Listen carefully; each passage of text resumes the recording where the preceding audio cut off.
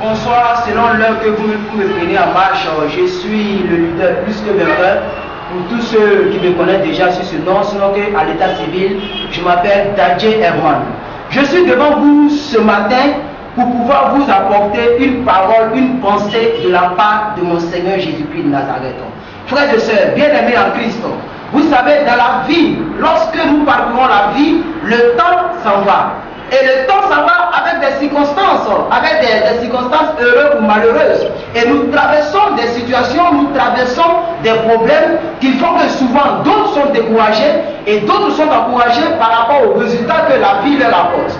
Ce matin, je vais vous parler d'un sujet très capital, ce sujet qui me tient à cœur et que Dieu m'a donné de pouvoir vous donner. Ce sujet-là est intitulé, excusez-moi, le bilan. Je voudrais parler du bilan. Pour certaines personnes, moi, se disent, mais c'est un sujet banal. Mais non, ce n'est pas un sujet banal. Parce que dans toute chose, il faut faire un bilan. Quand j'ai pris le dictionnaire, Larousse, on m'a dit que le bilan, c'est le fait de récapituler la chose. C'est-à-dire quoi? C'est le fait de revenir sur un fait passé, un fait vécu dans le passé, mais que nous analysons dans le présent. Donc le bilan, c'est un fait qui est passé, que tu analyses dans le présent. Depuis que nous sommes chrétiens, d'autres sont chrétiens, ça fait 10 ans, d'autres sont chrétiens, ça fait 20 ans, 15 ans, 5 ans, 2 ans. Depuis que nous sommes dans le christianisme, il y a des éléments heureux ou malheureux qui nous sont arrivés et qu'il faut analyser. C'est pourquoi je vais vous parler du bilan. Vous êtes là aujourd'hui, frères et sœurs, vous êtes bien connectés, parce que nous allons partir tout à l'heure dans la parole de Dieu que je vous invite. Nous allons prendre notre Bible dans le livre de Genèse, le livre du commencement. Sans tarder, nous allons prendre Genèse 31, chapitre 31, à partir du verset 38. La Bible déclare, je lis avec révérence la parole de Dieu. Voilà 20 ans que j'ai passé chez toi. Tes brebis et tes chèvres n'ont point avorté. Je n'ai mangé tes béliers et je n'ai mangé le troupeau de tes béliers. Je ne t'ai point rapporté des bêtes tachetées. J'en ai payé le dommage. Tu me redemandais ce qu'on me volait de jour et ce qu'on me volait de la nuit. La chaleur me dévorait pendant le jour et le froid pendant la nuit. Et le sommeil fuyait de mes yeux. Voilà 20 ans que j'ai passé dans ta maison. Je t'ai servi. 14 ans pour tes 2 filles et 6 ans pour le troupeau. Et tu as changé 10 fois mon salaire. Si je n'avais pas eu le Dieu d'Abraham, mon père, celui qui craint Isaac, tu m'aurais renvoyé à vide. Frères et sœurs, pour des personnes qui ne connaissent pas la circonstance, sinon que l'historique de cette portion de la Bible que je viens de lire, il s'agit bel et bien de l'histoire de Jacob et de son beau-père Laban. Jacob était parti à Pan-Aram. Pan-Aram, c'est la ville, ou c'est le pays où était situé Laban, qui était le beau-père de Jacob. Il était parti à la recherche de sa femme, que nous tous nous connaissons, qui est Rachel. Lorsque Laban est arrivé, lorsque Jacob est arrivé, excusez-moi, chez Laban, la Bible nous enseigne que Jacob était en train de faire le bilan de tout ce qu'il a fait chez Laban. Il a dit que tu me redemandais ce qu'on me volait de la nuit et tu me redemandais ce qu'on me volait de la journée. Le sommeil fuyait de mes yeux. Qu'est-ce que je vais vous faire comprendre? Ce matin, je vais vous faire comprendre que dans la vie, il faut faire un bilan.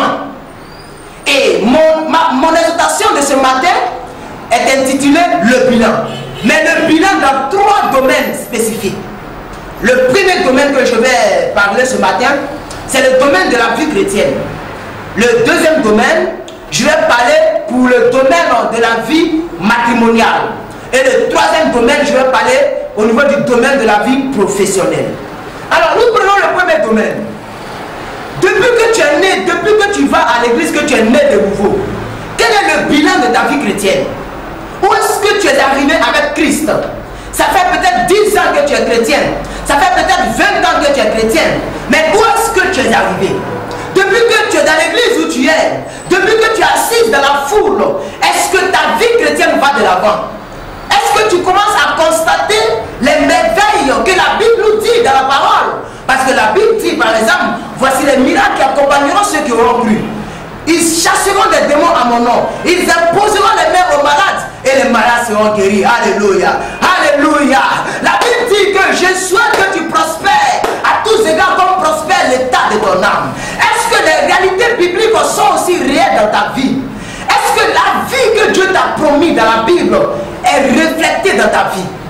Quel est le dommage que tu as croisé dans ta vie chrétienne et que tu n'arrives pas à surmonter? Quelles sont les épreuves de ta vie chrétienne que tu n'arrives pas à surmonter? Qu'est-ce qui fait que ta vie chrétienne n'avance pas? C'est ça que tu dois analyser et c'est le bilan que tu dois faire. Frères et sœurs, beaucoup d'autres personnes auront peur de faire le bilan parce que ces personnes savent très bien que lorsqu'elles auront fait leur bilan, elles sauront que leur bilan sera négatif. N'aie pas peur de te poser des questions qui fâchent. N'aie pas peur de te poser des questions qui vont te révolter. N'aie pas peur de savoir qu'est-ce qui fait que ça ne marche pas. Tu peux faire le bilan aujourd'hui de ta vie chrétienne et tu verras que ta vie chrétienne n'avance pas. Ça, c'est le bilan que tu sors de ça. Mais écoute-moi, le bilan peut être négatif comme positif. Mais il s'appelle bilan. Et il doit être fait. Je ne veux pas pour vous, le bilan peut être négatif comme positif, mais il s'appelle bilan et il doit être fait. Laban a engagé Jacob. Laban a dit à Jacob, pour que je te donne ma fille Rachel, tu dois travailler 7 ans. Et la Bible nous enseigne que Jacob savait paître les troupeaux. Et Jacob a travaillé 7 ans. Pour ceux qui connaissent l'histoire, Laban a trompé Jacob. Parce qu'au lieu de lui donner, lorsque nous revenons, nous allons lire la portion de la Bible. Nous venons au chapitre 28 de la Bible. Alléluia. La Bible dit, je lis rapidement. Isaac appela Jacob, le bénit et lui donna cet ordre. Tu ne prendras point une femme parmi les Cananéennes. Alléluia. Lorsque nous remontons au verset 18, chapitre 29, verset 18, la Bible dit, Jacob aimait Rachel.